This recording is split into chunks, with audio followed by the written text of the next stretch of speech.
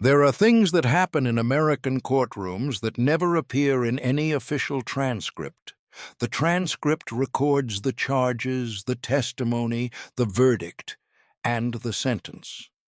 It does not record the conversation that took place in a back office 3 days before the trial began. It does not record the handshake or the envelope or the understanding between men who wore good suits and sat on opposite sides of a desk and agreed, without saying anything that could be written down, on what the outcome of a case would be before any evidence had been heard. The transcript is a document of procedure. It is not always a document of truth. In the New York City courtrooms of the 1940s and 1950s, the distance between those two things was, in certain cases, very wide. And in the neighborhoods of Harlem, where black residents entered those courtrooms without the political connections, the financial resources, or the institutional protections that their white counterparts could often access, that distance was widest of all. This is a story about that distance. It is a story about a man who was sentenced in a courtroom where the outcome had been arranged before a single witness took the stand. It is a story about what happened when someone with the intelligence to understand how that arrangement had been made, the resources to document it, and the will to carry that documentation to the place where it would be most felt, decided that the arrangement would not stand. That someone was Ellsworth Raymond Johnson, known in Harlem as Bumpy. And the story of what he did, how he moved, how he gathered what he needed, how he delivered it, and what changed as a result, is told here as carefully as the historical record and the oral tradition of Harlem together allow.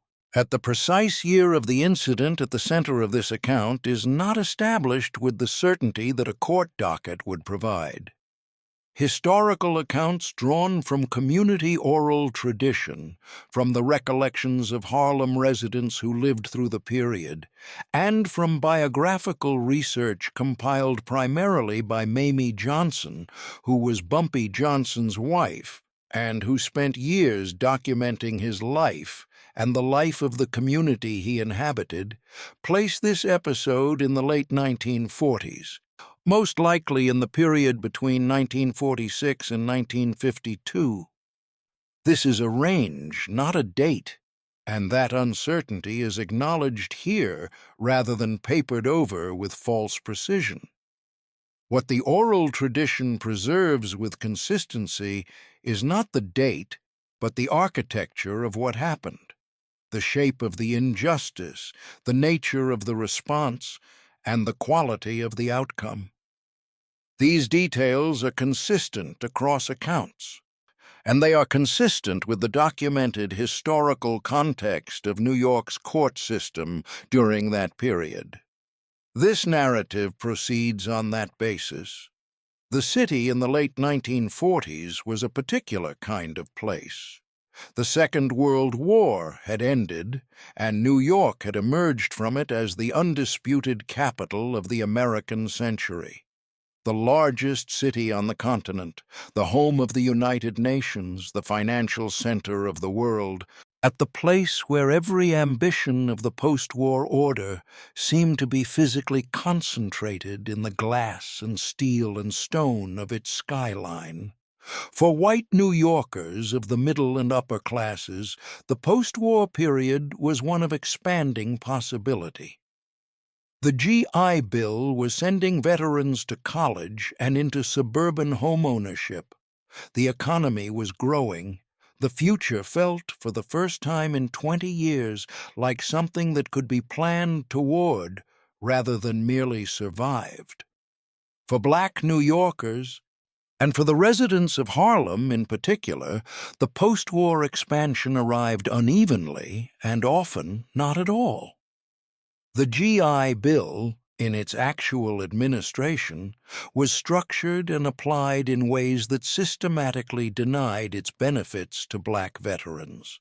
The banks that issued the mortgages financed by the bill were redlining black neighborhoods with maps that were, by that point, official policy.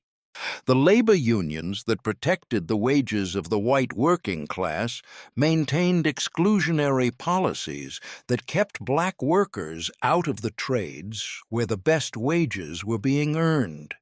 And the courts that were supposed to be the mechanism through which all of these inequities could be challenged and corrected, were, in too many specific instances, themselves instruments of the same unequal system. At New York's criminal courts in the 1940s and 1950s operated within a political structure that had been shaped by decades of Tammany Hall influence. Tammany Hall, the Democratic Party machine that had run New York City's political life for much of the preceding century, was an organization whose primary institutional logic was the exchange of political loyalty for institutional favor. Judgeships were political appointments, and they went to men who had performed services for the machine, who had organized precincts, delivered votes, maintained relationships with the aldermen, and ward bosses who were the machine's working parts. Some of these men were honest, many were competent, but the system that placed them on the bench was not designed to select for the qualities that justice requires. It was designed to select for the qualities that machine politics requires, which are different things, and sometimes directly contrary. The result was a court system in which relationships mattered more than evidence in a measurable number of cases, a system in which what happened in the back office or at the social club or across the dinner table between men who knew each other well and owed each other favors could determine the outcome of a proceeding that was, in its public presentation, bound by law and evidence. This was not uniformly true. Most judges, even in this system, conducted most of their proceedings honestly, but the exceptions were not rare, and they were not evenly distributed. They concentrated, as exceptions in a corrupt system always do, in the cases where the defendant was least able to resist, where there was no political connection to invoke, no wealthy family to hire an expensive lawyer, no newspaper that was likely to pay close attention to the outcome. In New York in the 1940s, this meant, with disproportionate frequency, that the exceptions concentrated in cases involving black defendants. In Harlem, specifically, it meant that the men and women who came before certain judges carried a risk that the transcript would never document, the risk that the outcome of their case had been decided before the trial began, and that the evidence presented in the courtroom was theater staged for an audience that was not actually in the room. And the man at the center of this account, the man who was sentenced, is not identified by name in the oral tradition that preserves this story in its most detailed form, and this narrative will not speculate about his identity. What the tradition records is the broad outline of his situation. He was a resident of Harlem. He had been charged with a crime that he had not committed, and he had been convicted and sentenced to a term in prison by a judge whose conduct in this and other cases had been shaped by interests that had nothing to do with the evidence. The charge is described in various accounts as involving theft or fraud, a property crime rather than a violent one, and the sentence was significant enough, in terms of years, to represent a serious disruption of a man's life. He had a family, he had employment, but he had a community standing that the conviction would damage regardless of the truth of the underlying accusation. These things had been taken from him through a proceeding that had the formal structure of justice without its substance. Bumpy Johnson knew the man. In a community of 50 blocks, where the same families had lived for 2 and 3 generations, where the same streets were walked by the same people for decades, this was not unusual. Johnson knew most people in Harlem with at least the familiarity of recognized presence, and he knew a substantial portion of them with the deeper familiarity of shared history, shared institutions, and the web of mutual obligation and relationship that constituted community life. He knew the man who had been convicted. He knew that the man had not done what he had been convicted of doing, and he understood. Oh, because he had spent decades navigating the relationship between Harlem and the city's courts, that the conviction had not been produced by evidence. He received this knowledge without visible reaction. This was not indifference.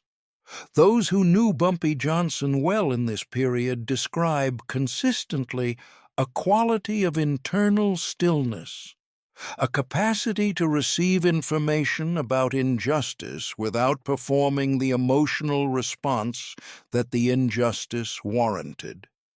This quality was not coldness. It was the discipline of someone who understood that the gap between feeling and responding had to be occupied by thought, and that the thought had to be clear before any response was worth making. He heard what had happened. He understood what it meant. And then he left the conversation in which he had received this information and walked into the streets of Harlem and began, in his ordinary manner, to think. He walked 7th Avenue. He walked 125th Street. And he moved through the neighborhood with the unhurried pace that was characteristic of him. Not someone in a hurry, not someone demonstrably exercised about anything, just a well-dressed man making his way through a neighborhood he had known for 30 years. People greeted him, as they always did, and he returned their greetings with the ease of someone whose social footing was secure. He stopped at a barber shop. He sat for a time at a lunch counter. And he took the measure of what he was dealing with in the quiet of his own mind, without the distraction of visible urgency, and by the time he returned to his apartment that evening, the shape of his response had begun to form. What he understood, and this is the critical shift, the moment where the story moves from personal grievance to strategic engagement, was that the injustice he was dealing with was not, at its root, a story about one judge and one verdict. It was a story about a system. And the judge who had sentenced an innocent man had not improvised corruption from scratch. He had operated within a structure that made corruption available to him, that provided, through the political machine's management of judicial appointments and the informal economy of legal favors that flowed through that machine, both the incentive and the mechanism for arriving at a verdict before the evidence had been heard. The judge was a participant in this structure. He was not its author. And this distinction mattered enormously for the question of how to respond. If the problem were simply one judge, the solution might be simple. Remove or discredit the judge, and the problem resolves. But if the judge was a symptom of a system that would simply produce another corrupt judge in the same position with the same incentives and the same relationships if this particular judge were removed, then the solution had to be more precise. It had to produce an outcome that changed the behavior of the system, not merely the participation of one individual. And to change the behavior of the system, the response had to be calibrated to touch the system where it was actually vulnerable, at the points where its operation depended on things that could be disrupted or threatened or exposed. Where was the system vulnerable? This was the question Bumpy Johnson turned over in the following days. He was not a lawyer, and he had not studied jurisprudence.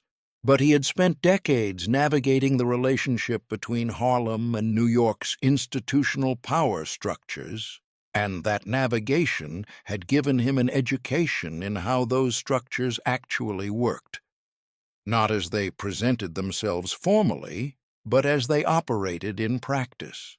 He knew, with the precision of direct experience, where the formal and informal systems intersected, where the rules that were written down gave way to the rules that governed the actual conduct of men in positions of authority. What he knew about the judge and the historical accounts are consistent on this point without being specific about sources, was that the corruption that had produced this verdict was not an isolated transaction. Judges who accepted payment or political favor for verdicts did not do so once. They did so as a practice, which meant that the practice had a history, and a history meant evidence. Not necessarily evidence that was in a courtroom file or a police report. Evidence of the kind that accumulates in the informal record of a community, in the memories of people who had been present at transactions, in financial arrangements that had left traces in the places where such traces accumulate, in the patterns of verdicts that, taken together over time, described a practice that no individual verdict would reveal on its own. And this kind of evidence was not something a defense attorney typically assembled, because a defense attorney, working within the formal system, assembled the formal kinds of evidence, documents, witnesses, legal precedents, that the formal system recognized. The informal evidence, the kind that described the practice rather than the instance, required a different kind of investigation, conducted by someone who moved in the informal spaces where that evidence existed and who had the relationships to access it. Bumpy Johnson moved in those spaces. He had for decades. And now he began to move through them with a specific purpose: to build, piece by piece, a picture of the judge's conduct that was detailed enough, specific enough, and verifiable enough to be credible to someone outside Harlem, to someone with the institutional authority to act on it. The first ally he needed was someone with legal knowledge, someone who understood the formal system well enough to identify what kind of evidence would be actionable, what procedures existed for challenging a verdict on grounds of judicial corruption, and what the threshold for such a challenge would actually be. Johnson had relationships with attorneys who worked in Harlem, some of whom operated primarily in the criminal defense space and had direct experience with the city's courts, and including experience with specific judges whose conduct they had observed over years of practice. These attorneys were not always in their public positions willing to say what they said privately about the practices of certain members of the bench. But in private, their knowledge was extensive and precise, and Johnson had the kind of relationships with some of them that allowed for private conversations of the kind that matter. At the attorney or attorneys he consulted in this period, their identities are not preserved with certainty in the historical account, served a specific function in his strategy. They told him what form the evidence had to take to be useful: a pattern of verdicts, documented over time and cross-referenced against what was publicly known about the defendant's situations, and the available evidence in each case could support a claim of systematic bias. Financial records suggesting unexplained income or transactions correlated with the timing of specific cases could support a claim of corruption in the narrower sense. Testimony from individuals who had participated in or witnessed the corrupt process, who had been present at conversations or transactions that established the judge's conduct, could, if those individuals were willing to speak, support an even more direct claim. The challenge with each of these forms of evidence was access. Court records were public in principle and difficult in practice. Financial records were not public.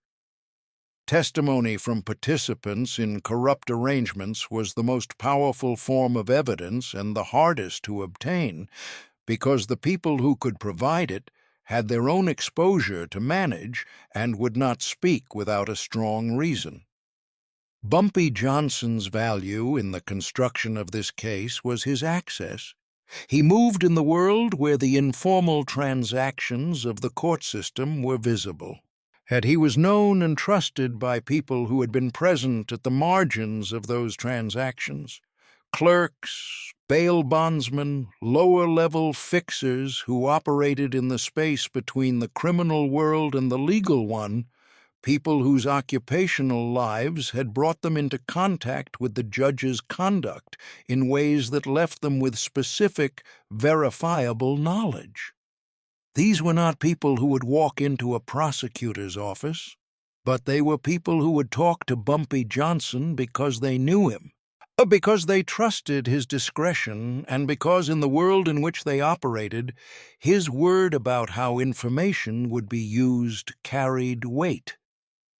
He talked to them over a period of weeks. He did not rush. He visited the places where they spent their time.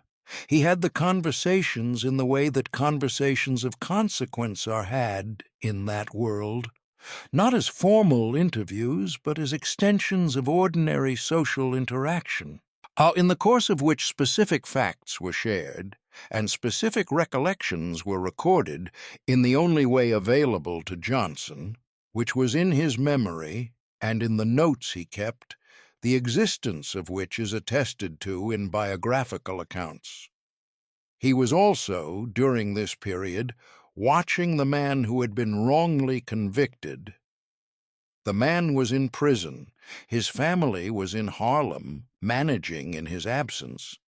And Johnson was managing certain things on their behalf, ensuring that practical necessities were addressed, that the family was not left without support in the way that families of incarcerated men were often left. This was not unusual for Johnson. It was part of the community function he had built over decades. But in this specific case, it served an additional purpose.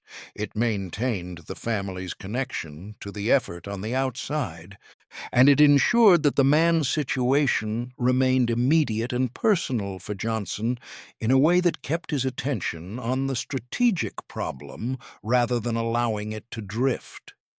The second layer of allies Johnson assembled were drawn from the community's civic and institutional life. The ministers, the business owners, the community organizers who constituted Harlem's formal civic structure were not, as a rule, allies of Bumpy Johnson in his criminal operations. They operated in a different lane. But on the question of judicial corruption and the wrongful imprisonment of a community member, the interests of that civic structure and the interests of Bumpy Johnson converged. The minister, who had watched congregants pass through the city's courts for decades, had his own accumulated knowledge of the system's conduct, his own set of cases in which the outcome had seemed at odds with the evidence. The newspaper editor, whose readership was Harlem, had an institutional interest in exposing the kind of systematic judicial misconduct that affected his community. The civil rights lawyers who were beginning in the late 1940s to build the organizational infrastructure of what would become the modern civil rights movement had both the legal expertise and the institutional platform to make a documented case of judicial corruption into something more than a local grievance. Each of these potential allies brought something different to the strategy. The ministers brought community moral authority and the ability to communicate with congregations that together encompassed a significant portion of Harlem's population. The newspaper brought the threat, and eventually the actuality, of public documentation. The civil rights lawyers brought formal legal mechanisms: the petition for post-conviction relief, the complaint to the Bar Association, at the process by which documented judicial misconduct could be formally presented to a body with the authority to act on it. What Johnson brought, what only he could bring, was the informal evidence, the specific facts that documented the judge's conduct and that existed nowhere in the formal record. He was the point through which the informal world and the formal world would connect, through which the knowledge that existed in the spaces of Harlem's daily life would be translated into the kind of documented, attributable, actionable information that the formal institutions could use. The strategy, as it assembled itself over the weeks of this quiet preparation, had several distinct components that were designed to operate in sequence. The first was documentation. Before anything else could happen, what was known about the judge's conduct had to be reduced to a form that was specific, detailed, and capable of being verified by someone outside the immediate circle of people who already possessed this knowledge. This meant names, dates, amounts, and the nature of the transactions or communications that established the conduct. Johnson compiled this over the weeks of his conversations, drawing on the recollections of the people he had spoken with and organizing them into a coherent account of a pattern of behavior. The second component was legal. Once the documentation existed, the question of what to do with it had a formal dimension that required legal expertise. Johnson's attorney contacts identified the relevant procedures, the specific mechanisms through which documented judicial misconduct could be brought to the attention of the appropriate bodies. In New York, in this period, these included the Appellate Division's administrative oversight of the lower courts, the Bar Association's disciplinary mechanisms, and the possibility, in cases involving actual corruption rather than merely poor judgment, of referral to the district attorney's office. Which of these mechanisms was most likely to produce a useful result in this specific situation? Most likely, that is, and to result in the reversal of the conviction and the release of the imprisoned man, was a calculation that required understanding both the strength of the available evidence and the political context within which each mechanism operated. Thomas Dewey had served as special prosecutor and then as Manhattan District Attorney in the 1930s and early 1940s, and his prosecutions of organized crime and political corruption had established in New York's institutional memory the precedent that judicial and political corruption could be prosecuted. Dewey himself had moved on to the governorship by the late 1940s, but the institutional culture his prosecutorial work had established, the sense that documented corruption, brought to the right forum with sufficient evidence, could produce legal consequence, was still present in the city's formal structure. And it was present with particular force in those offices and institutions that had developed, through the Dewey years, the practices and relationships for investigating and prosecuting exactly this kind of case. The third component was the threat of public exposure. This was, in many ways, the most powerful element of the strategy because it operated on a timeline and through channels that the judge could neither control nor predict. The Amsterdam News, Harlem's primary newspaper, had covered corruption stories before. Its editors and reporters understood what judicial corruption in Harlem meant for their readership. It was not an abstract governance issue, but a daily reality with personal consequences for the families of the people who appeared before these courts.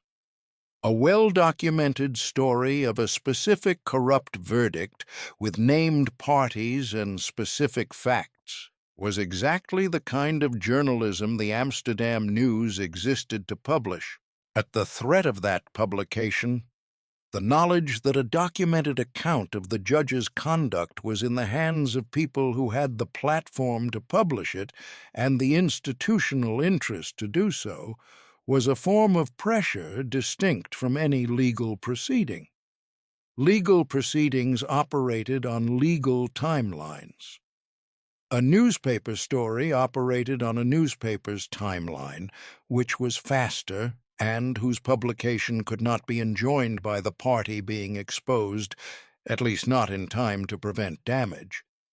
The judge, once he understood that the documentation of his conduct was in hands that could publish it, was in a position where the cost of continuing to resist the reversal of the conviction had to be weighed against the cost of the story appearing in print.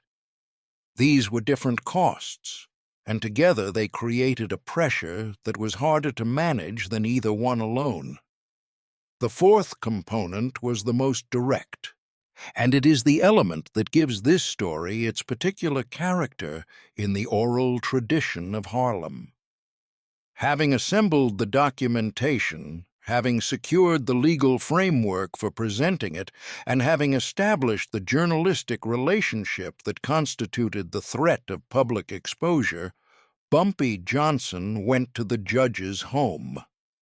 This is the detail that the oral tradition preserves most vividly, and it is worth examining carefully, and because its meaning in the context of this story is specific and important. Johnson did not go to the judge's courtroom. He did not submit the documentation through a formal channel that could be received and processed and filed and delayed. He went to the man's home, in the neighborhood where the judge lived, at a time that was not a business hour, and he appeared at the door with what he had assembled. The precise content of that meeting, what was said, how the judge responded, what was placed in front of him, and in what form, is preserved in the oral tradition, but not in any document that has been formally preserved or independently verified. This narrative will not reconstruct the conversation because the conversation is not verifiable. What is consistent across the accounts of this meeting and what is consistent with the logic of everything that preceded it is the basic character of what happened. Johnson presented the judge with a documented account of the judge's own conduct, and he made clear by the fact of his presence and the nature of what he had brought that this documentation was not going away and was not in the possession of only one person. The appearance at the home, rather than in any official venue, was not incidental. It was chosen. A formal submission to a formal body could be received formally, could be routed to a clerk, filed in a folder, and responded to through official channels that the judge and his political allies might have the connections to manage. It could be delayed, dismissed, lost in the machinery of an institution that had its own interests in managing the exposure of its own members. The judge's home was not an institutional venue. It was a private space, and appearing there meant arriving in the space where the judge was simply a man, not a robed official with institutional protections. It meant the conversation was between persons, not between a petitioner and an authority. And it meant that the documentation Johnson brought with him was delivered at the point of maximum personal impact, at the place where the judge lived with his family, in the neighborhood where his neighbors knew him, at a moment where the gap between the public identity he maintained and the private conduct that Johnson had documented was most acutely felt. This is not a small thing. There is a specific kind of power in the act of arriving at the place a person believes is protected and presenting them in that protected space with the evidence of what they have done. It does not require a threat, explicit or implied. The documentation itself is the message. The fact that it exists, that someone has assembled it, that someone has had the patience and the intelligence and the access to construct a coherent, specific, a verifiable account of conduct that was conducted in the assumption that no such account would ever be constructed. This is the content of the communication. The judge already knew what he had done. What Johnson brought was the knowledge that someone else knew it too, in a form that could be used. What followed this meeting is documented in its outcome, if not in its internal mechanics, by the historical record. The conviction was challenged. The formal process through which it was challenged, whether through a direct appeal, through a petition based on newly available evidence, or through some administrative intervention, is not specified with certainty in the accounts available. What is specified is the result. The man who had been convicted and sentenced was released. The conviction was reversed or vacated, and the man returned to Harlem and to his family. The judge's subsequent conduct is also part of the record, in the sense that the pattern of his verdicts in cases involving black defendants from Harlem changed after this event in ways that were observable to the attorneys and community members who appeared before him. This change in behavior is described in the oral tradition and is consistent with what would be expected from a judge who had been made to understand that his conduct was documented and that the documentation was in the hands of people who were willing to use it. That he did not cease to be a Tammany-connected judge. He did not transform into an idealist, but the specific conduct that had produced the unjust conviction, the willingness to deliver a verdict that had been arranged in advance of the evidence, became, at least in the cases that Johnson's community had visibility into, less certain to repeat. This is a limited victory, and it is stated here as such. One judge's behavior modified in response to specific pressure. One man returned to his family. On one corrupt verdict reversed. The broader system, the Tammany apparatus, the political economy of judicial appointments, the structural disadvantage of black defendants in New York's courts. None of this changed as a direct result of what Bumpy Johnson did. He was not in a position to change it, and nothing in his conduct during this period suggests that he believed he was. What he believed, or what his actions suggest he believed, that was more modest and more precise, that the specific injustice in front of him could be addressed by a specific application of intelligence and documentation and nerve, and that addressing it was worth the effort and the risk. The risk was real.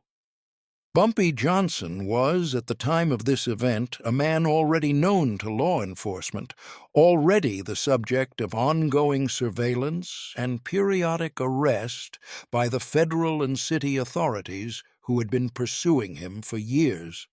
Appearing at a judge's home with evidence of the judge's corruption was not an act without personal danger, not the danger of physical retaliation, necessarily, but the danger that his visit would be framed not as the delivery of evidence, but as a threat, and that the framing would be used to add another charge to the long list that the authorities maintained against him. He managed this risk by the nature of what he brought: documentation, specific, factual, attributable to sources the judge would recognize, could not be characterized as a threat in the legal sense. It was, in its form, no different from what a journalist or an investigator would bring. The message it delivered was delivered by its content, not by any accompanying statement. He was also managing the risk to the sources who had given him the information. People who had shared knowledge of the judge's conduct with Johnson had done so with the understanding that their identities would be protected in any use he made of that knowledge. The documentation he assembled was crafted, to the extent possible, to be specific about facts while protecting the identities of the people whose recollections had established those facts. This was not simple to do, but it was necessary, because the operation's integrity depended on people continuing to trust that Johnson's discretion was absolute. If he protected his sources in this case, future sources would know they could trust him. If he exposed them, the social infrastructure through which this kind of informal evidence was ever assembled would be damaged in ways that would take years to repair. His protection of sources was consistent with a broader quality that characterizes the historical record of his conduct throughout this period, a scrupulous management of the trust that his community position depended upon. Johnson was not a man who could afford to be careless with relationships. He did not have institutional authority. He did not have legal authority. What he had was community authority, the authority that is granted by people who trust you, who believe that you will use the power you carry in ways that protect rather than exploit them. This authority is both the most powerful and the most fragile kind. It can sustain actions that institutional authority cannot, because it extends into the informal spaces where institutions do not reach. But it must be continuously maintained, and it is destroyed immediately and permanently by betrayal. Johnson maintained it across decades and across situations that tested it, or by being consistently, precisely trustworthy to the people whose trust he held. In the weeks following the event at the judge's home and the subsequent reversal of the conviction, Johnson returned to his ordinary conduct. The same streets, the same conversations, the same daily presence in Harlem that had characterized his life before. He did not speak publicly about what had happened. He did not seek acknowledgement. The Amsterdam News, which had been positioned to publish the documentation if other approaches failed, did not publish a story about the judge's corruption in the immediate aftermath of the conviction reversal. Whether this was because the reversal removed the immediate necessity of publication, or because Johnson asked them to hold the story as leverage against future conduct, or for some other reason, is not clear from the available accounts. What is clear is that the story was not published, and that the judge's name did not appear in the newspaper in connection with this case. The victory was real, but it was not public in the sense that victories are usually understood to be public. This quietness is itself part of the story. The tendency in accounts of this period, including many popular accounts of Bumpy Johnson's life, is to frame his interventions in terms of drama and spectacle. The story is told as confrontation, as a moment of high-stakes visible action. At this framing misses the actual mechanism of what he did. The mechanism was information management. He assembled information that the judge did not know he possessed. He delivered it in a setting of maximum personal impact, and he held in reserve the additional option of public or legal action. The judge was not confronted with force. He was confronted with knowledge. and the power of knowledge deployed with precision in the right setting, it was sufficient to produce the outcome Johnson sought without any of the escalation that force would have required. The man who had been wrongly convicted, whose name, again, is not preserved in the historical record with the certainty that would allow naming him here, returned to Harlem and to his family. He returned to a community that had held his place while he was gone, and in the sense that the community around Bumpy Johnson had ensured that his family's practical necessities were managed during his imprisonment. He returned to a community that knew, without having been told in any formal way, that his return was connected to Bumpy Johnson's intervention. This knowledge was communicated in the way that important knowledge is communicated in a close community, through conversation, through the natural transmission of significant events from person to person across the social network of a neighborhood. And the knowledge, once transmitted, became part of the community's understanding of what Bumpy Johnson was and what he represented. This is the legacy that matters most in the long view, and it is a legacy that operated on a register distinct from the immediate practical outcome of one man's release. What Johnson demonstrated through this action was that the corrupt legal system that operated in Harlem's name, that used the authority of law to produce outcomes that served private interest rather than public justice, was not beyond the reach of a response. It could be investigated. Its conduct could be documented. The documentation could be placed in front of the people whose conduct it described, in settings that they could not manage or delay. This did not make the system just, and it did not transform the relationship between Harlem and New York's courts, but it established, in the community's understanding, that the system could be pressured, that it was not omnipotent, that it had points of vulnerability, and that someone in Harlem had the intelligence, the access, and the will to find and press those points. The practical consequences of this understanding extended beyond the specific case. Other Harlem residents who faced unjust treatment in the courts, who might otherwise have accepted their situation as simply the way things were, as the inevitable outcome of their position in a system that was not designed with their interests in mind, had, in the knowledge of what Johnson had done in this case, a reference point for what was possible. Not a guarantee, not a promise, but a demonstration that the situation was not immovable. For the attorneys who worked in Harlem's legal community and who had their own frustrations with the conduct of certain judges, Johnson's intervention demonstrated a form of evidence building that operated outside the formal channels they typically used.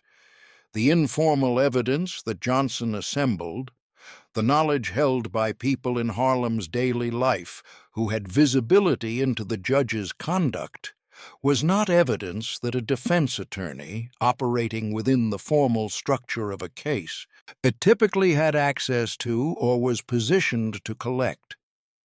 Johnson's position in the informal social world gave him access to it, and his willingness to use it systematically and strategically created the possibility of a collaboration between the informal and the formal, between the knowledge held in the community and the legal mechanisms through which that knowledge could be converted into action. The civil rights movement, and which was building its organizational infrastructure in the late 1940s, and which would accelerate dramatically through the 1950s and 1960s, would face exactly this challenge: how to bring the informal knowledge of communities that had been systematically abused by the legal system into contact with the formal mechanisms that could produce legal change. The lawyers who worked on civil rights cases in New York and elsewhere needed to understand specifically and in detail how the courts were actually operating.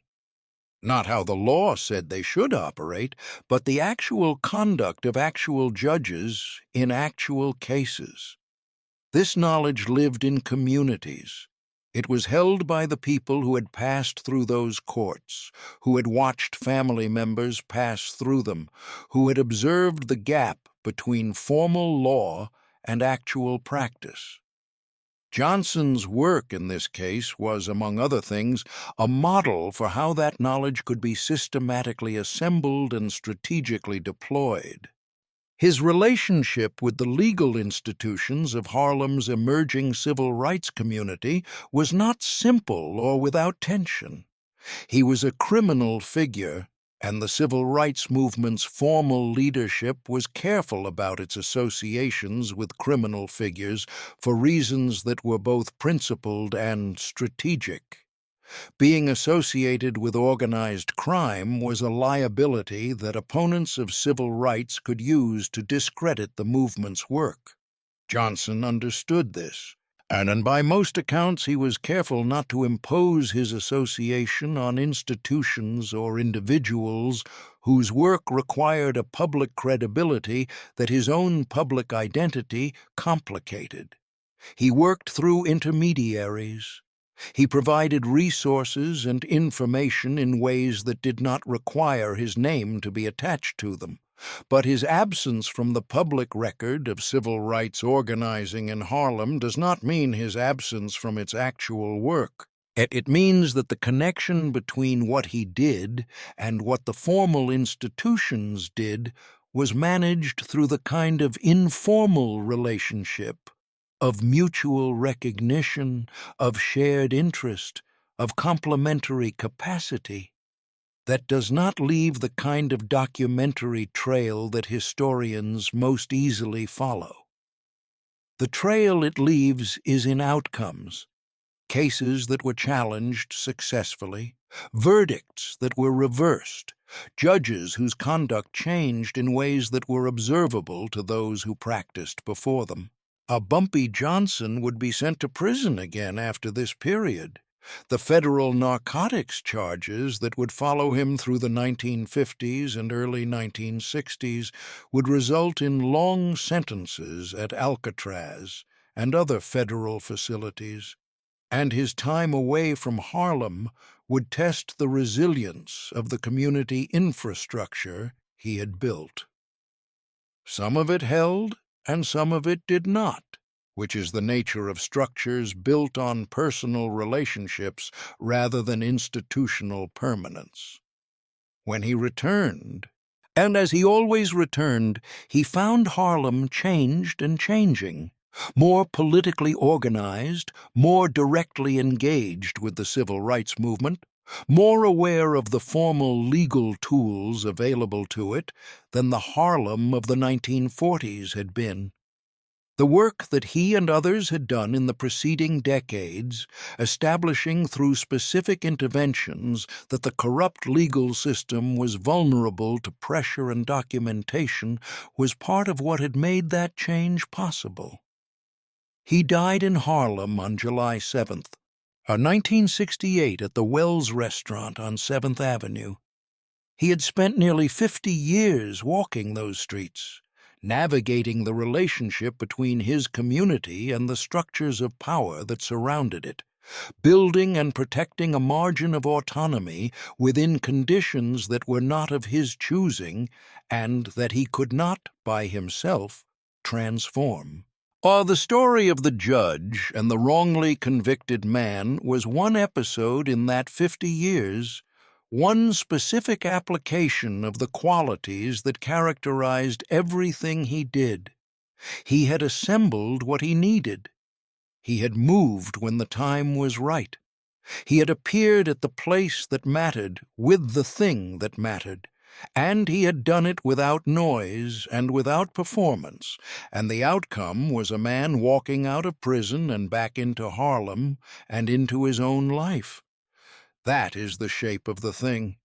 Not a revolution, not a system dismantled, One man's life restored through the patient, precise application of a kind of intelligence that the system he was opposing had not expected and did not know how to counter.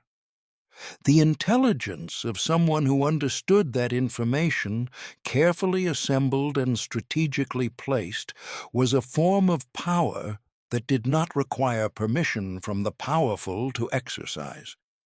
Who understood that the corrupt judge, for all his courtroom authority, was simply a man with something to hide, and that arriving at the place he lived with proof of what he had hidden was enough? The streets of Harlem in the evenings of that era had a particular quality of light. The sodium glow of the street lamps, catching the faces of people moving in and out of the barber shops, and the restaurants, and the churches, and the numbers offices, the ordinary life of a community that had survived everything the century had thrown at it, and was still, persistently, itself. Bumpy Johnson walked those streets for 50 years, and the community was different for his having done so. Not better in the clean, uncomplicated way of a story that resolves itself simply. Better in the specific, limited, real way of a community that had, in him, someone who understood its situation clearly and responded to it with the best tools available. That is not nothing. In the conditions of Harlem in those decades, it was, in fact, a great deal.